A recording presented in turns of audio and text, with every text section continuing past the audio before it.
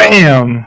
What's going on, everyone? Welcome to the latest episode of the Ominus Morning Show. Welcome to the show. Today we have a very good, very special show for you guys today.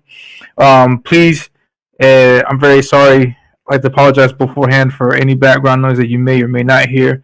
There are certain, what can I say? There are certain fixes being done at the house, and so there's going to be some banging, I guess, some noise. Yeah, so I apologize for the noise beforehand, and I hope it doesn't keep you away from the show. So yes, and before we get started, I would like to make some announcements right now at the beginning and also at the end, just to keep you guys aware of what's going on in my neck of the woods. On the July 13th, which is 6 days from now? No, 6 days, no, 9 days from now. Looking at the thing. 9 days from now, I'm going to be on the Red Valkyrie channel and their latest art auction. I'm going to be auctioning off some art. I have stacks and stacks of art. I actually got it. I'm actually prepared to do this. I got this stuff with me. Look at all this art. I'm not auctioning all this off today, but eventually, slowly but surely, I'm going to auction it off. So you're going to get some awesome deals because I want to make room for some of the new art that I'm going to be making for the comic, because I'm very close to starting the artwork on that. So yeah, I'm auctioning off art. So just to give you a quick peek at some of the art that I'll have, the first thing that I'll be auctioning off is this Ant-Man piece. Take a close look at that. I don't know if you can see that. There's Ant-Man. And this actually comes with a color print, because this was actually colored by a friend of mine who's also Peruvian. His name is Michael Ibarra. He did the colors for this, and so I'm offering this print also. If you're looking for a colorist, Michael does great work. So I think he did a great job with the colors on this. So this will be up. It's this, and you also get an original Wasp drawing.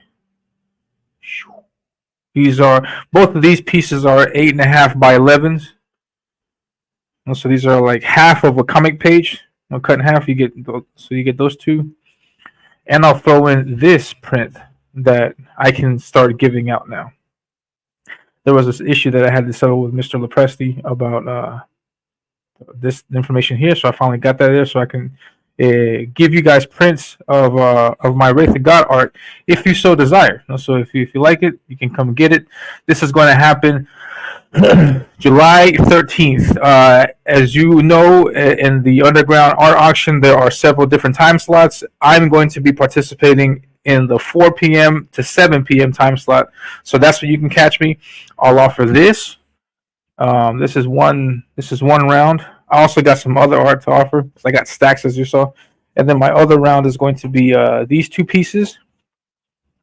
I'm offering great deals because I got a lot of art. So this is one of my first fan art pieces of Comicsgate Creations.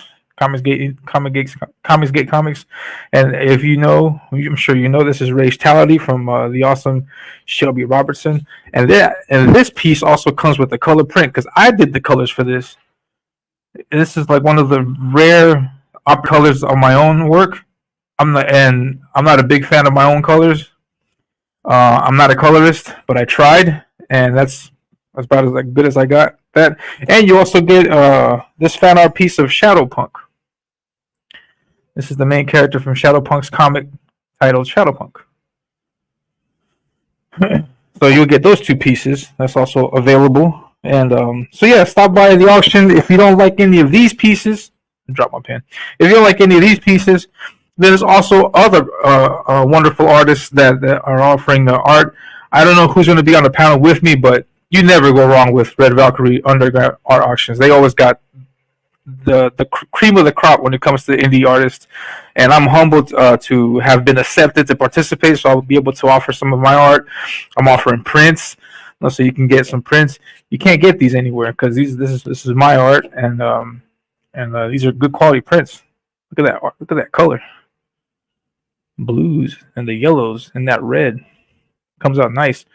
And this one thing did not go unnoticed by me. I'm a big fan of the Turtles, and this year marks their 40th anniversary, and I'm going to do a nice piece, a big piece for them.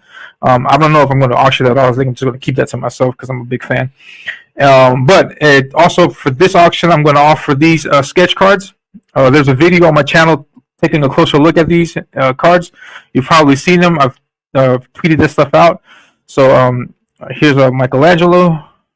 You can see that. Focus camera, work with me. And here is Donatello. And here is Leonardo. And here is Raphael. So you'll be able to get this set commemorating the 40 years of the Turtles. I did this in the original. Try my best to capture that original Kevin Eastman and Peter Laird look. So yeah, you can get the whole set. I don't know for how much is going to be up for auction. And these cards are just standard sketch cards. So here you can compare this with a godlike sketch card. I'm sorry, a godlike trading card. So you can see it's 2.5 by 3.5. So it's right there. And yeah, so I'm going to offer that also. So if you want, you can get the whole set, all 4 cards. I don't know, but they're going to be. I don't know how much it is, but they'll be up for sale. July 13th. I hope you tune in to the Underground Art Auction. And yes, so that's enough. I'll probably say this again, but at the end of the show. But I don't want to take too much time to talk about me, because this stream is not about me. This stream is about a talent that came out of nowhere. Or at least for me, in my case, because I haven't been too in the know about this person. His name is JJ Trujillo. He is a creator, and I came across him through EVS streams, through Trashcast, and I saw that he made some excellent videos highlighting the Eric July and EVS beef, and it was just great content that he puts out on his channel. We will talk about that. We'll talk about his comic. Oh no, I'm sorry, not his comic, his book, and what plans he has for it. And so yeah, I don't want to take any more time. And so please join me in a round of applause and welcoming my good friend JJ Trujillo to the show. Please, round of applause.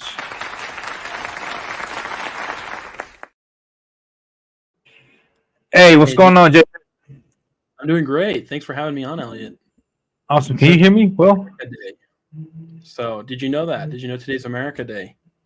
Yeah, today's 4th of July. Oh yeah. Also to everybody in the chat, happy 4th of July. Thank you very much for celebrating it here on the channel. That's incredibly humbling. And yeah, happy 4th of July to you, JJ. I appreciate it. Well, I just wanted to say, so the way I came across you actually was with B.A. Turner. I think you did a. Can you hear me fine? Yeah. Okay. Yeah. I think you did like a pinup for him, for his book Vigilante's Creed. But yeah, I really like your stuff. But for all the people, because I was doing a live stream here before, and it looks like a few of those people are here. Like, what's really cool about your channel is you're super down to earth, and you look at the things that you've previously drawn, and you just kind of like tear into them a bit. It seems like you almost have George Lucas syndrome, like where you like to look back at your old stuff and like really critique it. But that's actually really refreshing, and you give a lot of good, advice for artists. So it's a pleasure I could be here. You seem like a great guy, and I really enjoyed, your comic Omnibus, which actually in a lot of ways kind of reminds me of my book as well, from what you were telling me about it. Awesome, man. Yeah, I'm glad to hear that. Yeah, thank you very much for the kind words. It's always a pleasure to hear people in the community that when they like the art that I do, and I try my best with each piece. So thank you very much, man. And just wanted to say hi to the people in the chat. We have Curious Comics. It says, hell CG, I won the Gymshark statue from Shadowpunk. I had to order a Shadowpunk comic. Statue comic was pretty good, but left hanging too long for book 2. Yeah. Yeah, Shadow Punks. He does great statues, and yeah, I haven't had a chance to read this comic yet. I have it. I just haven't had a chance to read it, but it looks good. I'm intrigued by the design of the character, so we'll see what happens with the comic. My mic is too loud. Is it still too loud? I'm sorry. Maybe I'm There's a yelling. bit. Yeah, I think if you could turn down the gain just a little bit. I don't know if you have a way you could turn that down. 1 second. Is that better? Hello? Yeah. Earlier Yeah. you were clipping a lot. That sounds a little better. Okay, I'm sorry. Thank you very much for letting me know, Curious Comics. And Jay's also in the chat. We got Cyber Dragon. What's going on, Cyber? Great to see you. I saw Cyber in JJ's stream last time we were there. And Tank Ferret, what's going on, Mr. Ferret? What's going on? Good to see you. And he says Sagacious Scallywags. And Yang Zhao, what's up? What's going on, man? Good to see you. Thank you very much for stopping by. And I don't know if I missed anybody else. Comic artist Elliot FTW. What? Fuck the world? Yeah, man. And so and Wizard, thank you very much. Happy Independence Day to you also. It says there's no such thing as a quiet Elliot. Yeah, that's definitely right. And yeah, thank you very much for that. And so yeah, JJ, please tell us what drew you into this whole or what motivated you to make these videos. The videos have been great. I've learned I've been in the loop with the whole situation, but and it's kind of tedious sometimes having to watch like the long drawn out 4 or 5 hour streams and then just to find out what's happening. And your videos have been just excellent to get anybody caught up with what's happening. What motivated you to do that, to make these videos? Yeah, thanks for asking. I think one is, I've kind of been an aspiring, indie guy for a while, so I've kind of been, involved in the community, kind of more from like the spectator view, kind of coming more from like someone who's more of a fan.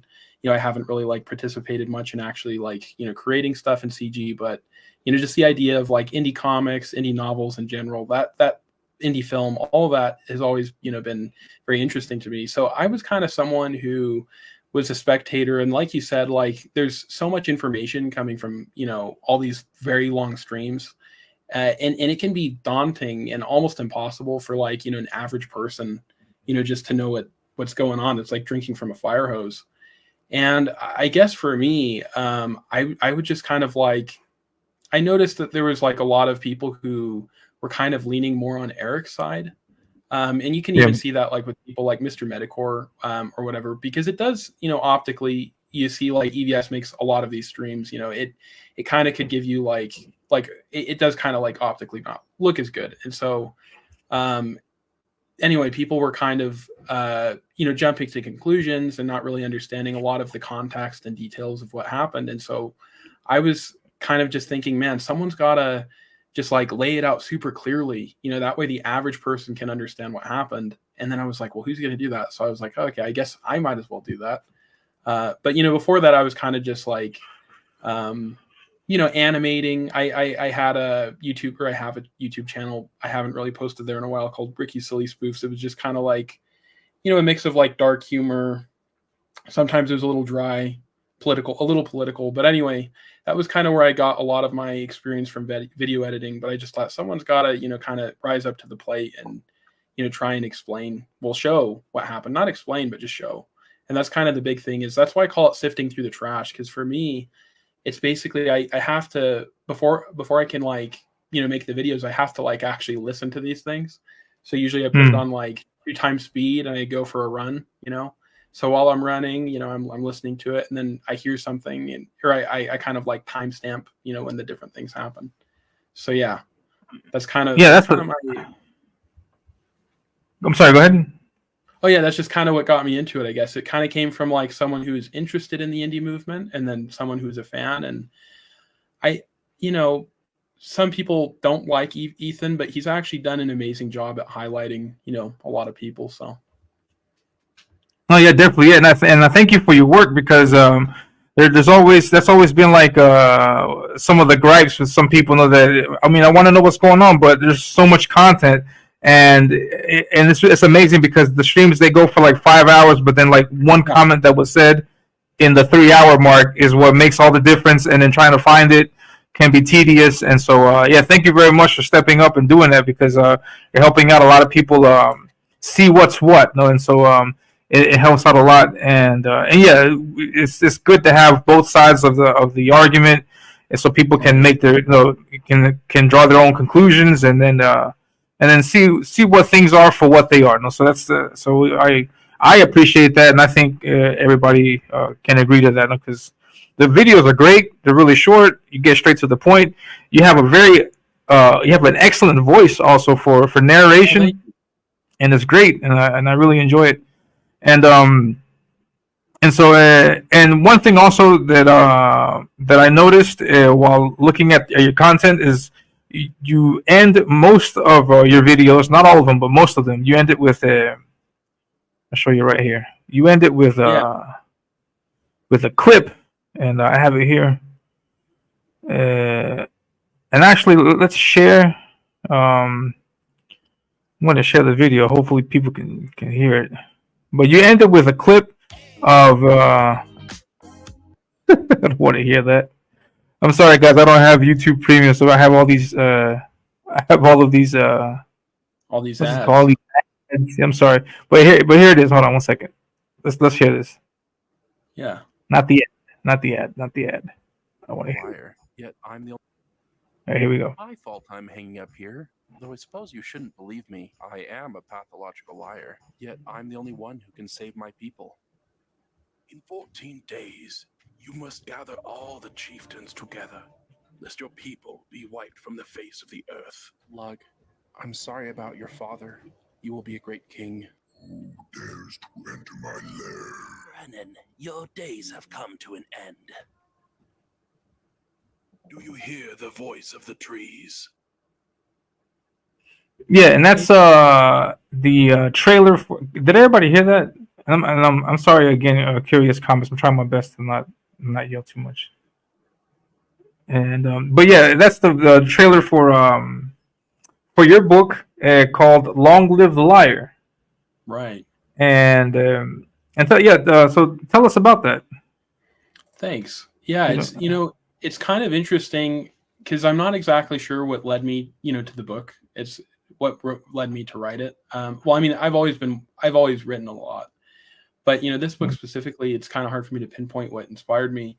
But it actually might be kind of something to do with the 4th of July. As I think about it, so something a lot of people don't know is the first battle that was fought in the United States Revolution actually happened a year before the war even started.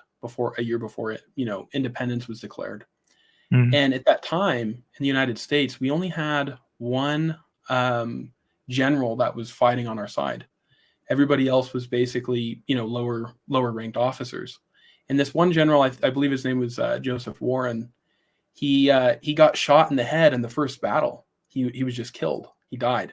And they said, "What are we going to do? He was our only experienced commander, and he's gone." There was just this void that was left, and people were, very concerned. And at the time, there was a lot of financial stress. But then, John Adams and Thomas Jefferson, they said, "Well, what if we make this guy? He was just a colonel. This Colonel Washington. What if we make him, the general of a continental army?" And they asked him, "Would you be willing to do it?" And he was really shocked. Like, "I can't do that. Like, I'm not a general." Well, he ended up doing it, and he stood up to the plate, and it was, a huge inspiration. And this is kind of actually where I see the correlation with your story as well, how it's about like kind of a common boy who kind of gets roped into like a very important mission, My story is about this guy. His name's Brennan. He was actually a slave.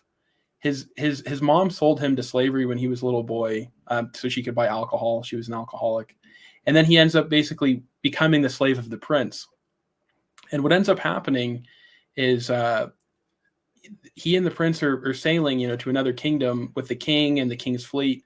Everybody gets killed by these invaders who came. It was a sneak attack. And so only this little slave boy and the prince, they're the only ones who manage to escape. And they basically have two choices. One is they can run and kind of watch from a hill, as the kingdom gets set ablaze. Or two, they can, these young boys can kind of stand up and step up to the plate and kind of try and, unite and bring everybody together. And that's the option they end up choosing, And so along the way, they come across giants, magic, and it's also kind of a funny. There's a lot of humor like mixed in, but this is really a book you could read with children of any age. So But anyway, yeah, that's kind of what I think led me to write it. That's awesome. That's actually a very very similar story to what mine's got to what I have also. Is this the slave boy that we see here on the screen? Yeah, this is the cover you see. Yeah. Mm-hmm. But the character, is that the slave boy that you mentioned? Yes, that's the slave boy. Yeah, that's correct. Yeah. Okay, awesome. And so he teams up with the prince to save the kingdom. That's awesome. It's pretty much something similar to what happens in my story. Also, yeah, that's a interesting dynamic. And you have the book already available on Amazon. Is that correct? Yeah, that's correct. When I wrote this, well, one, I didn't really know much about crowdfunding. Like I backed some stuff with comics, Mhm. but it wasn't really like, yeah, a lot of people don't really crowdfund novels. Like I know Brandon Sanderson did that, but I'm not really to that level. But yeah, Amazon's not the way it was back in 2014. So nice. Yeah, but anyway, yeah, that's where I have it. So if you want the digital copy, it costs just $5, and then you can get a hard copy, I believe, for $9. So Sweet. And for the people in the chat, the link for the book is in the description below, so you can just take a look below and then click on it and then get the book today and to get to know what the story is about. And what's your process for writing? Like, how do you approach writing? How would you describe your process to be like? How long did it take you to write this story? yeah, that's a great question. So I'd say every project I tackle really differently, and so even those videos I make, like to most people, it might not really seem like there was a lot of writing involved, but there actually is, because you have to kind of like stitch things together so it's coherent. It's short. It's kind of like Mark Twain once said, if I had time to write a brief letter, I would, but since I don't have time, I had to make it really long. But anyway, with kind of my documentaries, awesome. The way I write is I have to first kind of build up a lot of background info. I have to do a lot of research. I have to listen to things. And then I kind of like from there, I start, writing things. And it's different because you're documenting things that actually really happened. And then when you're writing something like this, Long Live the Liar, the way that it was similar, I would say, is I actually did do a lot of research in making this. And you might go, well, how can you do research for a fantasy book? But for me, I really wanted to understand like Celtic mythology really well. So I was reading things. There's something called like the Red Book, which has a lot of their mythos in it. Colvich and Olwen, just things like that. To get a strong grasp of their mythology. And then there's actually a lot of historical elements that go into this as well. Like if you know about like the wars between the Gauls and Caesar, the first Caesar, there's actually a lot of like similar elements that you'll see happen.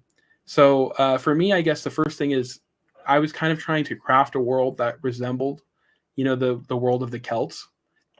And so that required a lot of research. And then after that, what you have to do is you have to basically, this is something Stephen King said, when you're a writer, you're not trying to play God where you're creating things, but it's more like you're playing secretary where you're trying to document what would happen.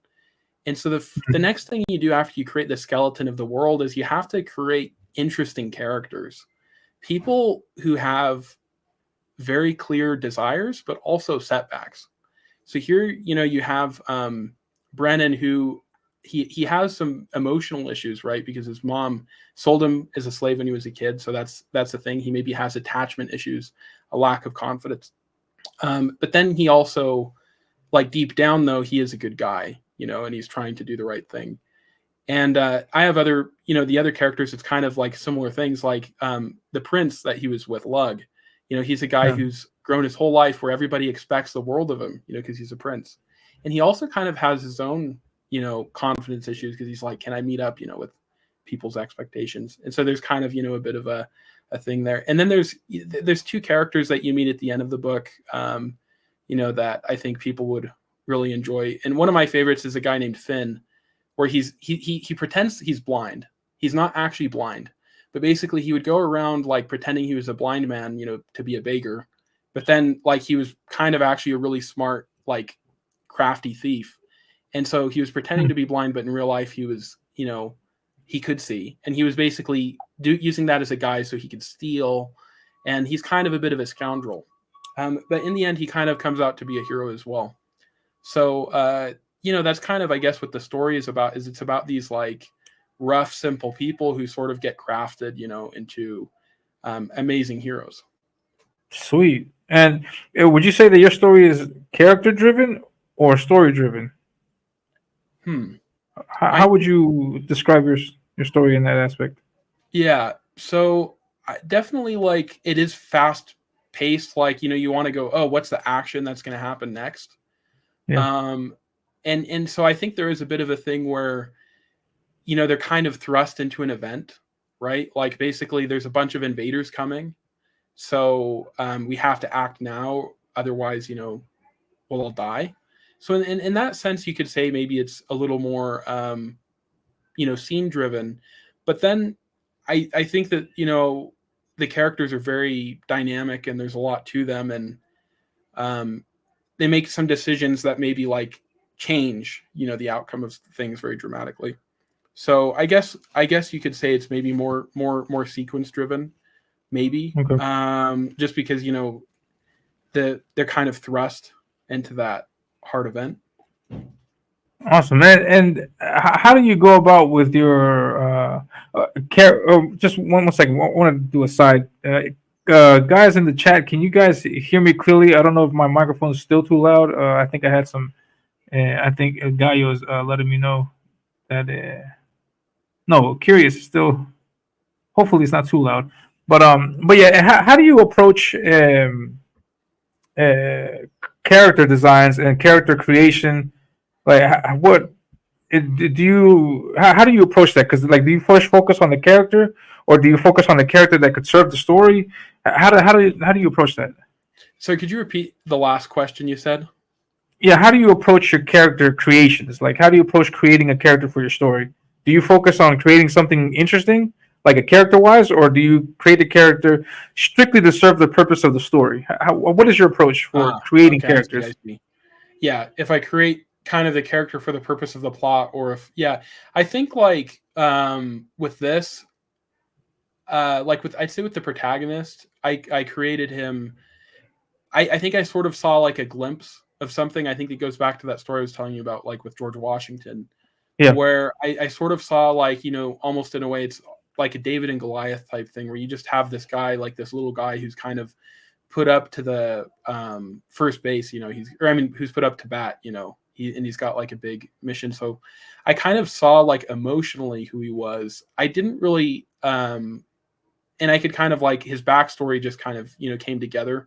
Like, I'm not sure for anybody who's ever, I have the first chapter available. It's unlisted on my channel, but like, if you listen to it a little bit, you can see he's kind of a bit of a, he's kind of a funny guy, he's a little witty. So it was just he came alive to be like, I wrote the first chapter, and he just kind of came alive, and it like, I guess, moved the direction forward. And that happens sometimes when you write on the page, it just comes out a certain way, and then after that you have to make sure you're consistent. That's the big thing. Awesome. And also a question about the Celt history and background. Why Celts, and why not, for example, Roman history, or why not any other history? Why Celts? What's the draw towards that? Yeah, that's a great question. To me, what's really fascinating about the Celts is just one, kind. Yeah. Oh yeah, yeah. Either way, I think both. You can say both, but they're very like, just kind of like how they were like war wise, and how they were kind of like semi-nomadic. That stuff always fascinated me. But a lot of times when you look at the story King Arthur, we think of King Arthur as being English, but he actually wasn't. He was actually trying to destroy and take the English out. He was Celtic, right? And so to me, it's fascinating to see this culture, which once spread, all the way from Turkey, into the British Isles. it was a very, very big, massive culture. And then the Romans just kind of, destroyed it. And they didn't really write things down. A lot of the stuff was passed orally. And they have a very fascinating belief system, like religiously about things. And so to me, it's just fascinating to think like, they're gone. And, they used to be big, what caused that? And so that's kind of one thing is there are people that left a very huge mark on the world, but then, now the mark is mostly gone. So I think there was something about that fascinated me. But I'm actually fascinated like by a lot of different mythologies and ancient religions. That's kind of a theme that comes. I mean, this is the only published book I have, but right now I'm actually working on a comic book, which it's sort of, I have the script written. I have two comic books. One, it's like 20% drawn. The other, I just have the rough draft of the script written. And that one actually is kind of like it's very heavily inspired by Mexican mythology. It's kind of a fusion of like Aztec and Mayan mythology. And it's going to be sort of like a mix of like, imagine the Punisher in Mexico, but with like elements of Captain America and Thor, like Thor in the sense that, he's a mythological hero, but then Captain America in the sense that it's sort of like patriotic. So it kind of like, it taps a lot into like the Aztec and Mayan mythology. And I like to kind of like fuse them together, kind of make like a mesh. But yeah, that one's going to be really, really good. I don't know. It's going to have a lot of action to it. Well, it does have a lot of action in it. But I think beyond that, it's actually going to be a very impactful story, about a lot of very sad things in the world that maybe a lot of the people in the chat have been fortunate enough to hopefully not, experience. There's a lot of sad things, a lot of violence going on. Yeah, and, definitely. A lot of people without hope. It's really sad to see how certain parts of Latin America have been, really taken over by horrible criminals and thugs. I mean, you didn't see this, but your parents probably there with the Shining Path in Peru. A few decades past. They're still It's here. really sad. Yeah, they are. They are, Okay. but not as bad as they were though in the '60s and the '70s. Yeah, but yeah. They're here in a different form, and that's what many people don't.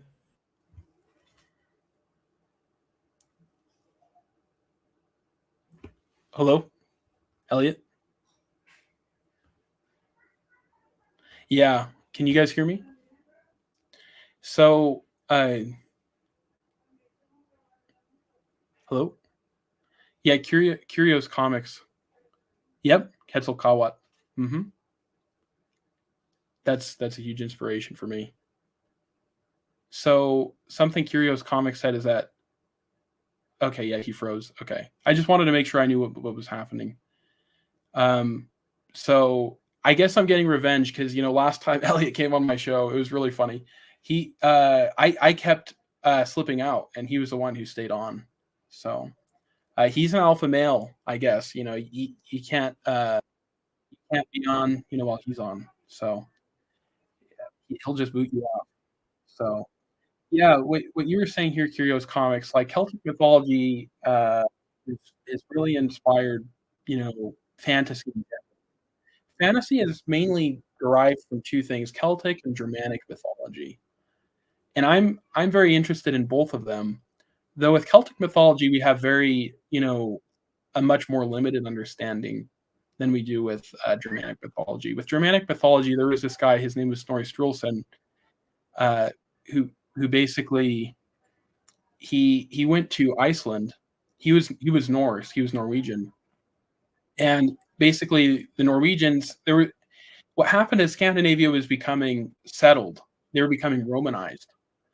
And not settled per se, but they were losing their customs. They were becoming Romanized. So there was a certain group of people who were living in Norway, and they wanted to like keep their tribal roots, and they went to Iceland, and that's where Norse mythology came from. Was this group of Norse who went to Iceland, and they were writing things down. Snorri Sturluson mostly. He had two main books, the Prose Edda and the Poetic Edda, and anyway, that's where we get fantasy mostly. So they were really documented. Oh yeah, hey, sorry, glad to have you back. I was just talking to No, it wouldn't have been proper of me to have a stream where I'm on the stream the entire time, because on your stream you fell out a few times, so I thought it'd be Dude, only like proper 5 times. to return the favor and also drop from my own stream. Dude, I fell off 5 times. That was crazy. I Yeah. think it was 5, but I don't know what caused that. It may have been the weather, but it might also be my second monitor. I had it plugged in a way that it maybe was interfering. I don't know. It could be the weather. Nice. It's hard to say.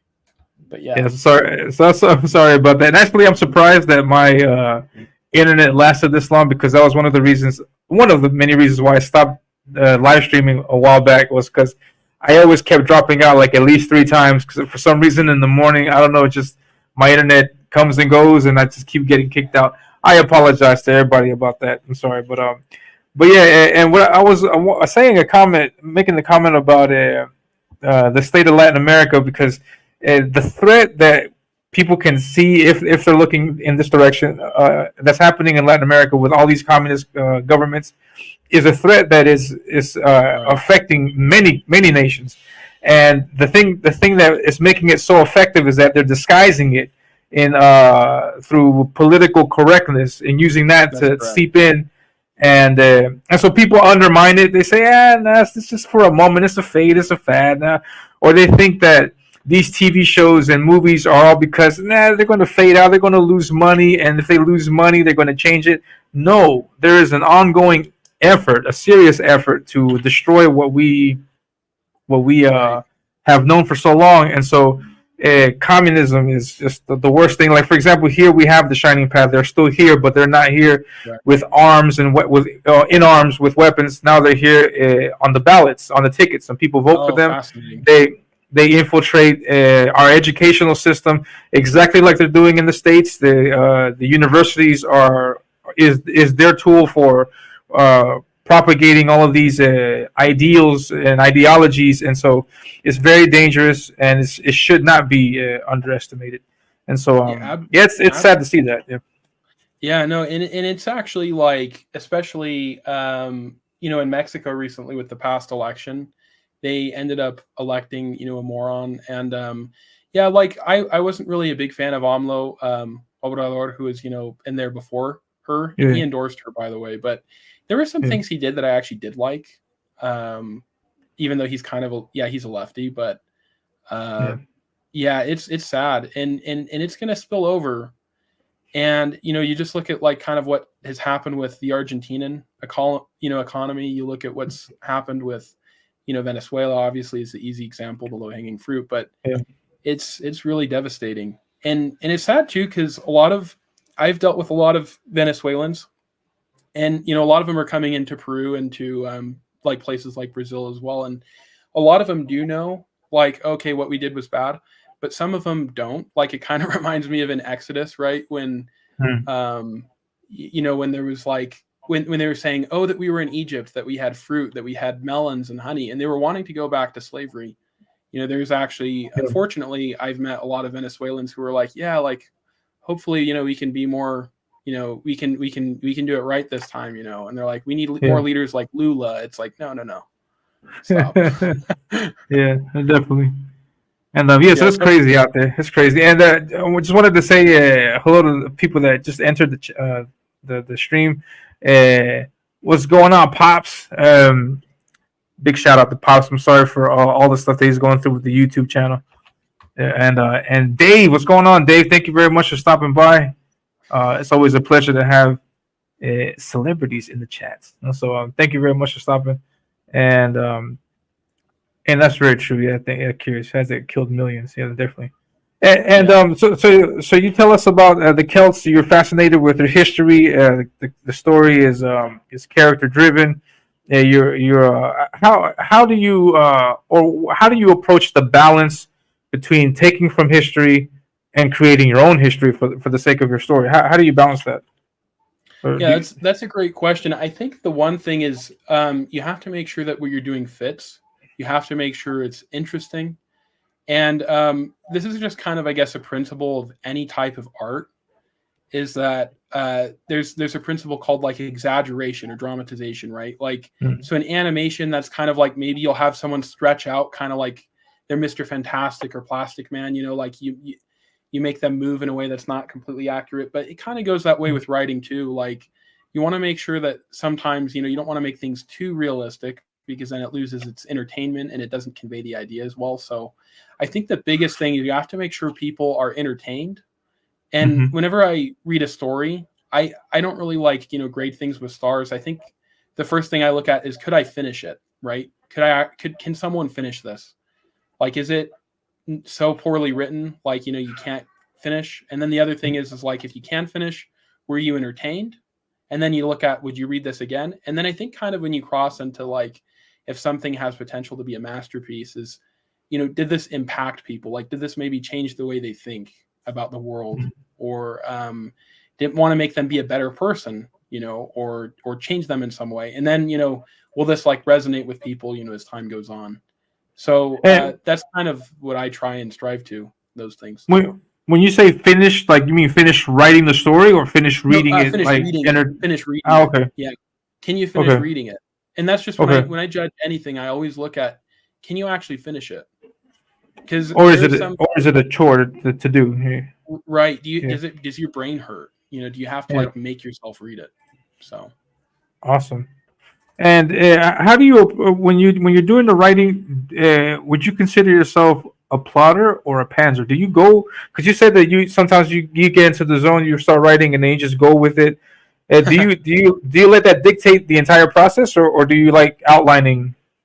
yeah, that's interesting. Usually I actually oftentimes will know about how I want this story to end before I know how I want it to begin. And that was Okay. actually definitely the case for this book. I saw a very clear ending and I saw a beginning, and I didn't really know what was going to happen in between. It's definitely different from each project. I would say I have a comic that's going to be launched soon. Right now, the name I have for it is called Australium. I might change the name, It's called but what? with that one, Australium. Yeah, I haven't launched it. I haven't really announced it, but with that, I'm thinking that possibly, or with that, it kind of like I did the events kind of more like a little more meticulous, where I was kind of like, okay, this is going to happen. This is going to happen.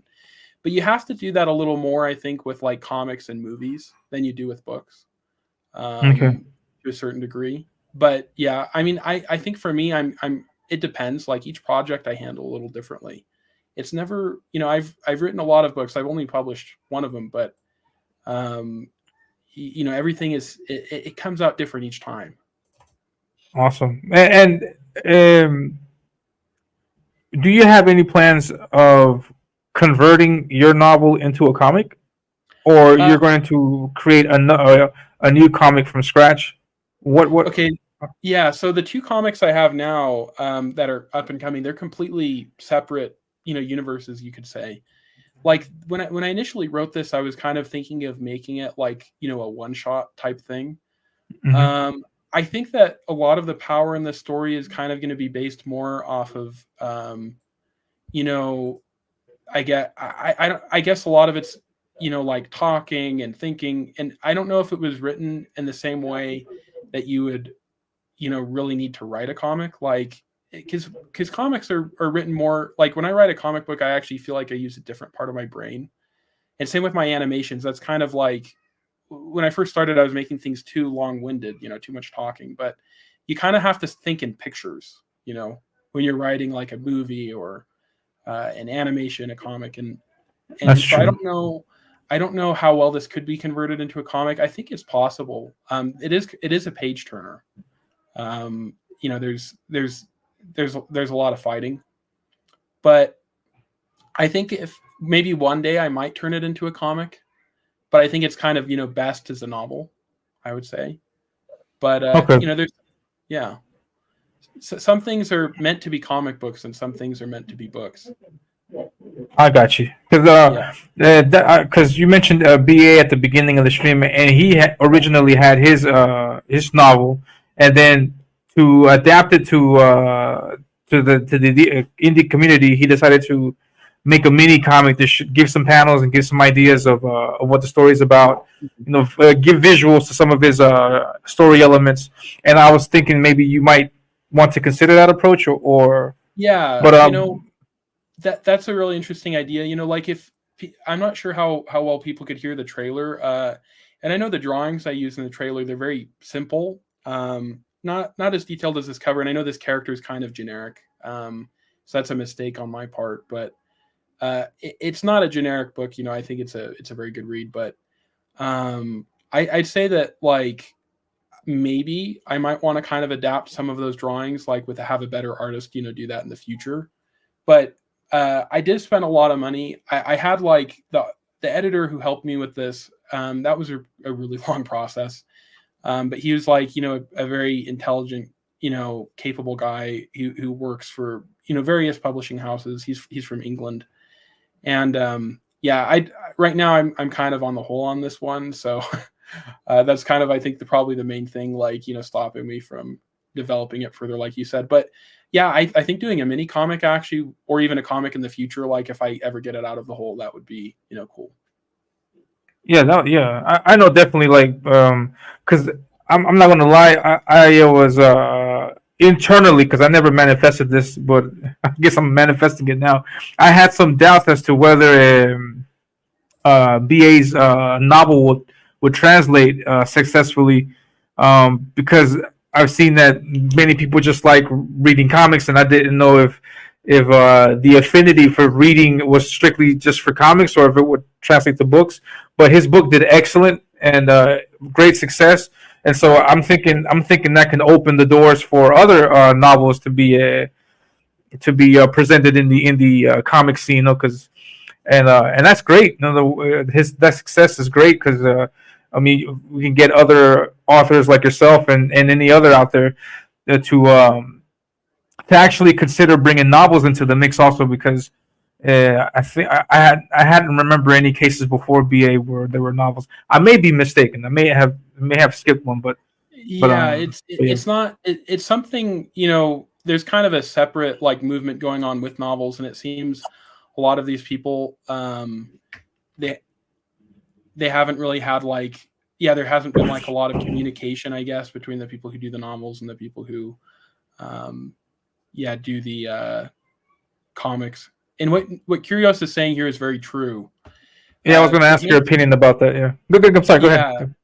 Yeah, the thing is about comics is, and also too with the animation and in movies is, it's a visual story, so you have to make sure you're able to get an idea and convey it with pictures.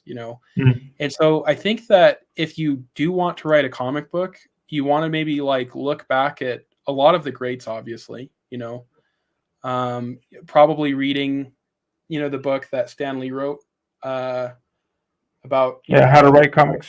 How to write comics. Yeah, he's changed the title a few times, but yeah, you know which one I'm talking about. Yeah, that one's a good one. And also, if you watch like old movies from the 1900s, you can really learn how to tell a story with pictures.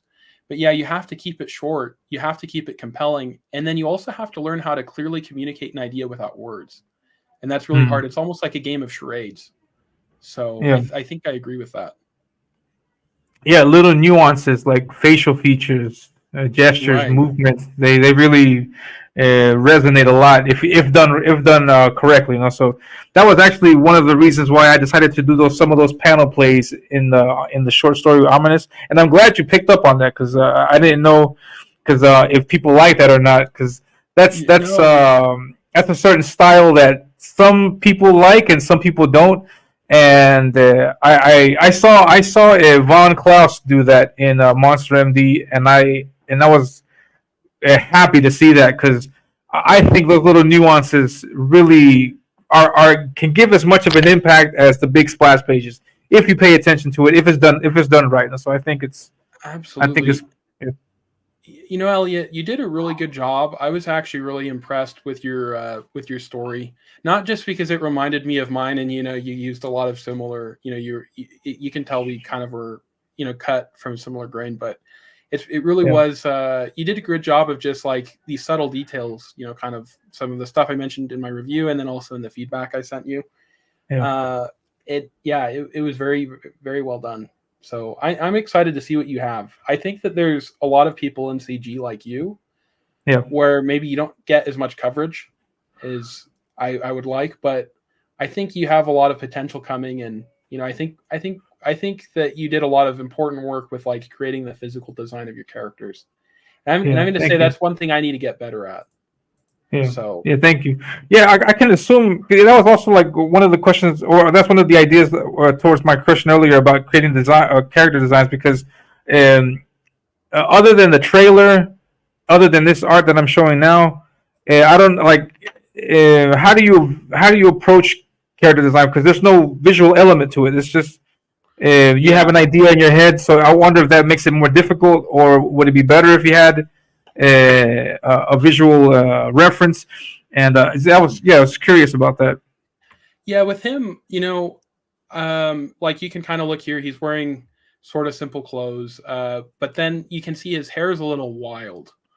Yeah, It's not like the most tidy, and that was kind of to show how he's got like how he's got a bit of perk to him. Like he's a little, I wouldn't say devious, but he's not necessarily the most orthodox person, and he just kind of does things. He's kind of a little chaotic in a way.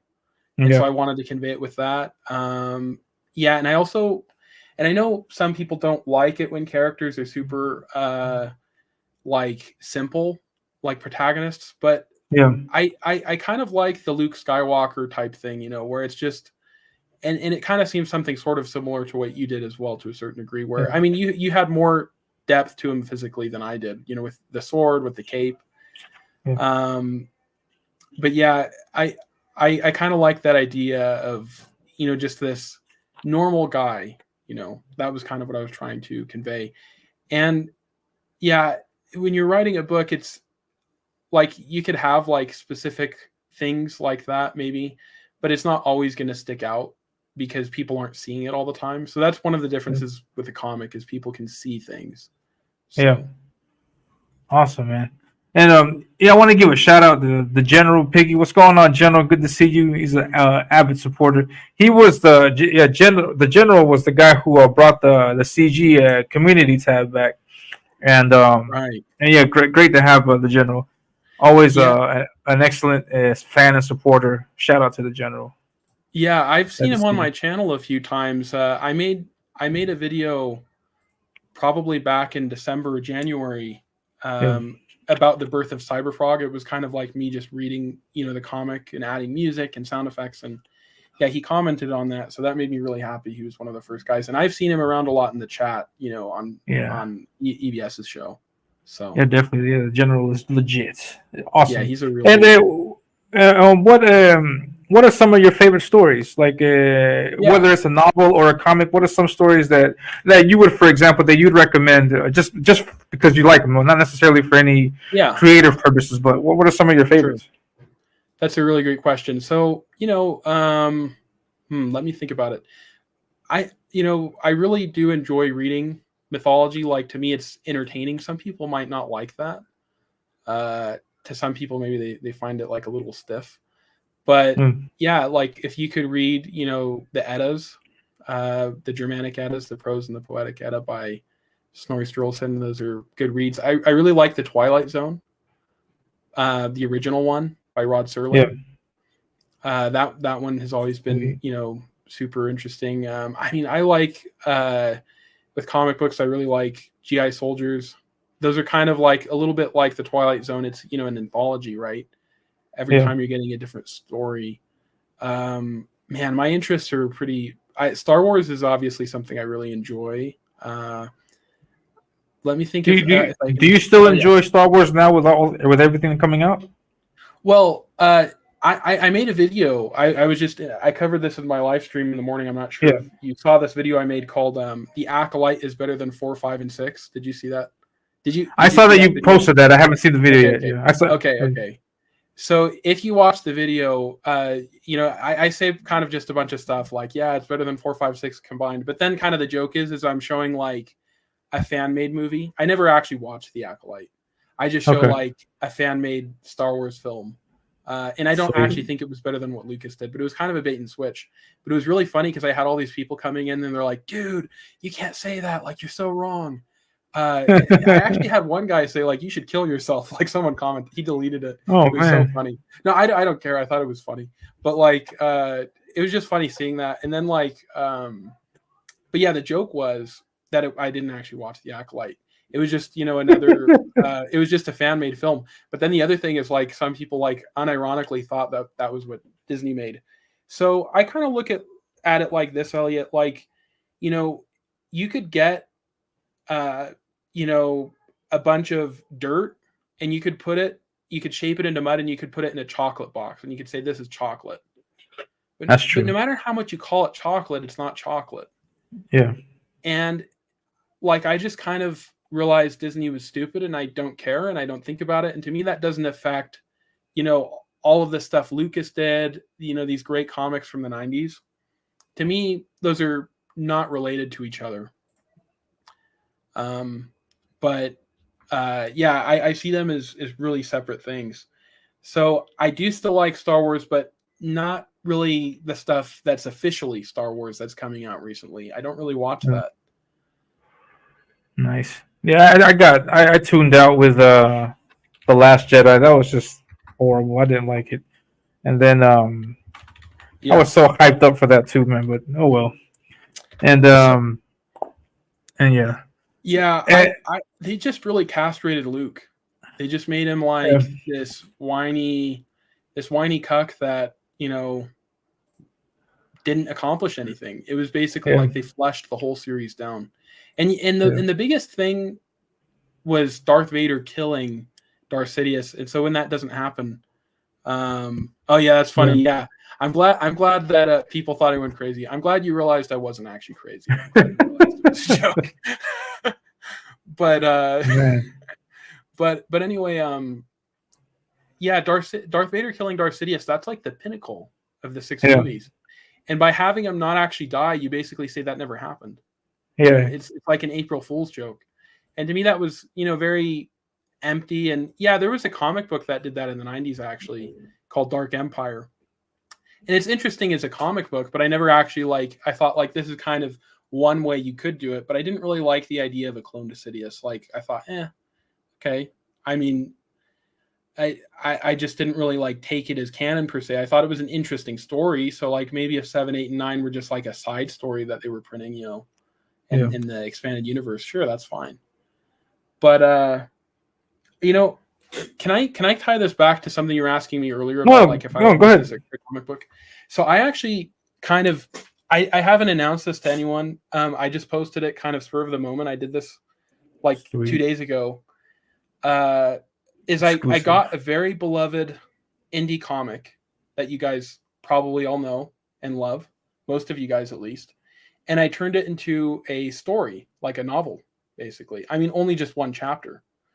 So have you read all of Cyberfrog, like the first 2 books, Elliot? No, not yet. No, not yet. Okay. I haven't gotten a chance to read it yet. I backed it and I'm waiting, but hopefully I'll get it soon. Yeah, definitely. So basically what I did is I kind of wrote Cyberfrog's origin, in kind of a novel format. Oh, nice. But here I have it on Substack. Let me pull it up. And it's kind of a thing where I was wondering, like, could this come out well? Would people like this? I think that you guys would like it. Like, it's hard to adapt something like that because it's so different, a novel from a book. But it was just something I made, and I felt like, I'm someone where I haven't read everything Ethan's done. Like, I didn't read Heartstick Horror or Salamandroid Death Sting. Mm-hmm. But I read, all of his 90s stuff and the first 2 Cyberfrogs. But overall, like, you can see, like, he made massive improvements, because he was just a kid when he wrote that stuff. But one thing that I feel like he kind of fell short on was how when Chelsin, the spaceship, when she lands on Earth, in the 90s stuff, it was pretty clear about why she landed in the swamp. Basically, she was supposed to go to Manhattan, but then there was this alien called Harniol, and he kills Cyberfrog's parents. So they never actually got to send the right coordinates, basically, to the ship. And so she landed in the wrong place because of that. But in the first book, they don't quite address, like, why as much. Like, it's kind of implied, but they just said, like, like, we were hoping to maybe, she kind of says, like, in jest, like, to find the Boy Scouts. But I really liked, how it was in the 90s more. Like, I felt like it it clicked more about why she landed where she did in the Yeah. swamp. But I actually kind of thought, like, if I could kind of go with Ethan's new continuity, what if like I could kind of make like the 90s Cyber Frog, but like in his new continuity? That was kind of my idea. Hmm. And so And you have the first chapter, you said? yeah, I have the first chapter. I can throw it in the chat. Sweet. And yeah, I don't have the link to your Substack. Maybe I can put it in the description, and so Yeah. people can check that out also. Yeah, there it is. I haven't Yeah, used check it out. Substack a whole lot, honestly. But Sweet. but yeah, I just kind of I think that one thing that I would like to see is I would like to see kind of like 90s Cyber Frog stories, but in his new continuity, because they don't really mesh. They're very separate. Aside from like the basic like Cyber Frog in the 90s takes place in Manhattan, and then the reboot takes place in Camden. One of the biggest differences is really like the personality. Like Cyber Frog, he was funny, and it was kind of like Deadpool almost in a way. Like he'd break the fourth wall. He would just kind of say something witty, and that was it. It was just entertainment value. And kind of going on how I like to measure good stories. Like he passes the first test, like you can finish it. You can go from beginning to end, but like, does it change you? Does it want to make you better? It didn't. He didn't quite do that in the 90s, but he does that. His new stuff is a lot more. It's very profound, and there's a lot of really.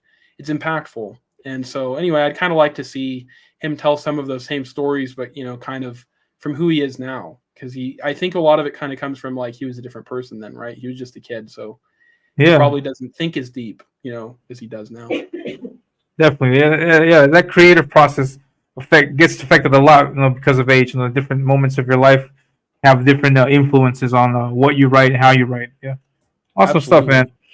And yeah, so we're going to wrap it up soon. And thank you very much, JJ, for stopping by. And one last question: like, what plans do you have for the channel now? Because I think you may start. I mean, you have your another live stream today. I was on your channel not too long ago. What plans do you have for your channel moving forward? Are you going to continue making more? Sifting through the trash videos. Absolutely. So, I with the Eric July stuff, we're kind of coming close to like real time, with what I have produced up to so far, including the stuff that, hasn't been released yet. Yeah. But I kind of want to, talk about other things, with CG, but also I think the most important thing this channel can do is hopefully, help highlight indie creators, which is, I think the main thing I want it to do. And help, further the indie movement, and also, denounce all evil things, all forms of cuckoldry and communism. But anyway, it's not Awesome. a super political channel, but I want to keep doing like comic book readings, maybe analyzing stuff. Kind of the idea I have is like talking about specific writing techniques and then kind of correlating them to to like movies, like if you want, I'm going to make a video where I'm going to talk about writing a good hook, right?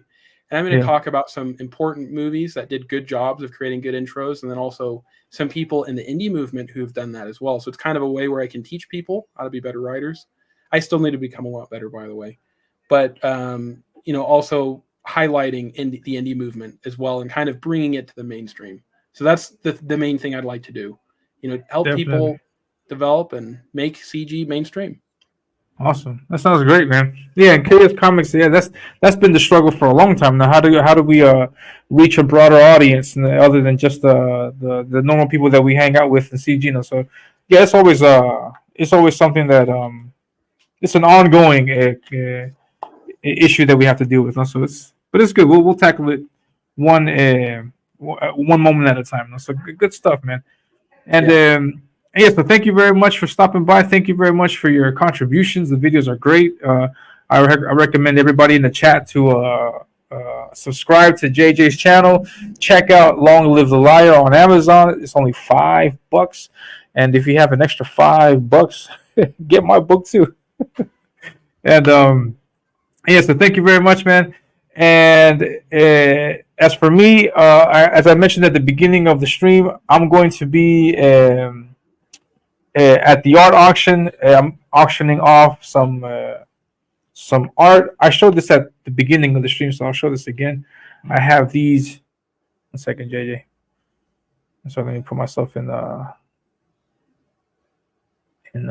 what's this called?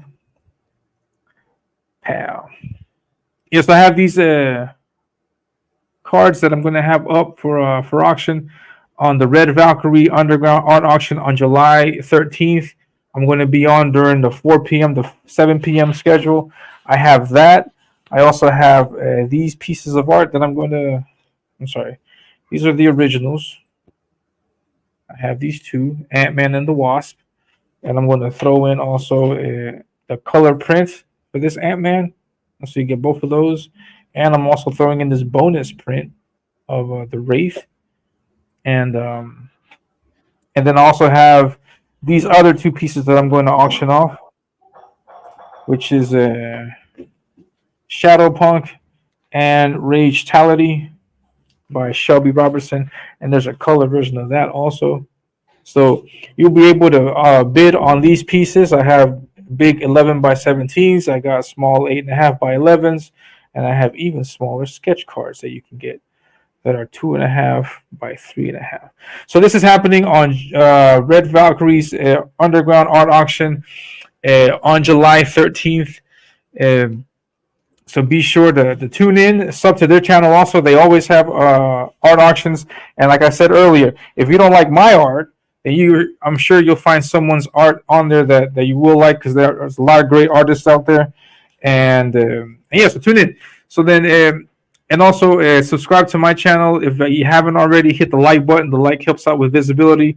And I am currently on a really good streak of putting out one video a week every Thursday at noon. This is this week's video, which is a live stream, and I'll do more as I get the opportunity to interview more excellent creators like JJ. And last week I had Edwin, who is the creator of Ace. So please be sure to check out all that stuff. And that's it. Thank you very much. Thank you very much for all the people that showed up in the chat. Thank you, Curious Comics, El Gallo Sabio. That means he knows his stuff. And the wise chicken. Yeah, the wise chicken. Or the wise right. rooster, yeah. Yeah, that's right. Excellent. So thank you very much, everyone. I'll see you in the next video, in the next stream. You guys have a great one. Right. Happy 4th of July, and keep celebrating it big time. Take care. Have a good one. You too, JJ. Thank you. And just like that, we are out. 1 second. And just like that, I am out.